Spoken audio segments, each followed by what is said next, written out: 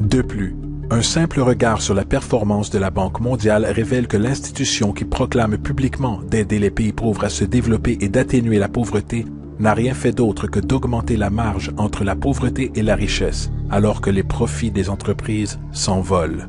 En 1960, la différence de revenus entre le 5e des gens des pays les plus riches et le 5e des pays les plus pauvres était de 30 contre 1. En 1998, il était de 74 contre 1. Alors que le PNB mondial augmentait de 40% entre 1970 et 1985, la pauvreté augmentait de 17%. Alors qu'entre 1985 et 2000, le nombre de gens vivant avec moins de $1 par jour augmenta de 18%. Même que le Joint Economic Committee du Congrès américain admet qu'un faible 40% des projets de la Banque mondiale est une réussite. À la fin des années 60, la Banque mondiale est intervenue en Équateur avec de larges prêts. Pendant les 30 années qui suivirent, la pauvreté s'accrut de 50% à 70%. Le sous-emploi ou le chômage s'accrut de 15% à 70%.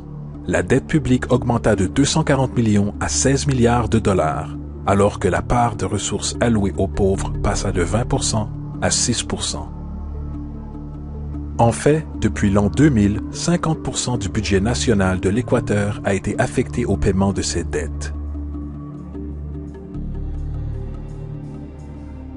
Il est important de comprendre que la Banque mondiale est en réalité une banque américaine supportant les intérêts américains, car les États-Unis détiennent un veto sur les décisions, étant donné qu'elles représentent le plus gros fournisseur de capital.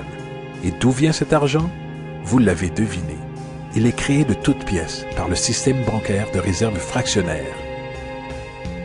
Des 100 meilleures économies mondiales basées sur le produit intérieur brut annuel, 51 sont des corporations et 47 d'entre elles sont basées aux États-Unis. Walmart, General Motors et Exxon sont plus puissantes économiquement que l'Arabie Saoudite, la Pologne, la Norvège, l'Afrique du Sud, la Finlande, l'Indonésie et beaucoup d'autres. Et comme les barrières économiques sont abattues, les monnaies sont lancées et manipulées dans des marchés instables, l'économie d'État se retourne en faveur des compétitions dans le capitalisme mondial. L'empire s'agrandit. You get up on your little 21-inch screen and howl about America and democracy. There is no America. There is no democracy. There is only IBM and ITT and AT&T and DuPont, Dow, Union Carbide, and Exxon. Those are the nations of the world today. What do you think the Russians talk about in their councils of state? Karl Marx?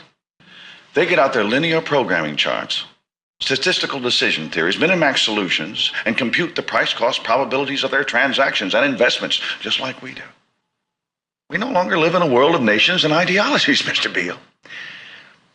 The world is a college of corporations, inexorably determined by the immutable bylaws of business.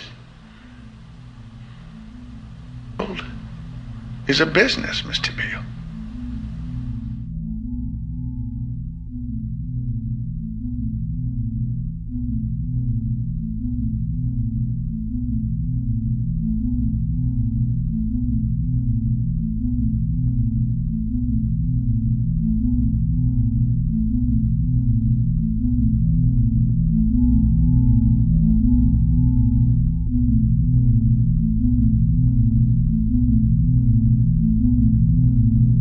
Le monde est en train d'être dominé par une poignée de puissances commerciales qui dominent les ressources naturelles nous permettant de vivre, tout en contrôlant l'argent qui nous permet d'obtenir ces ressources.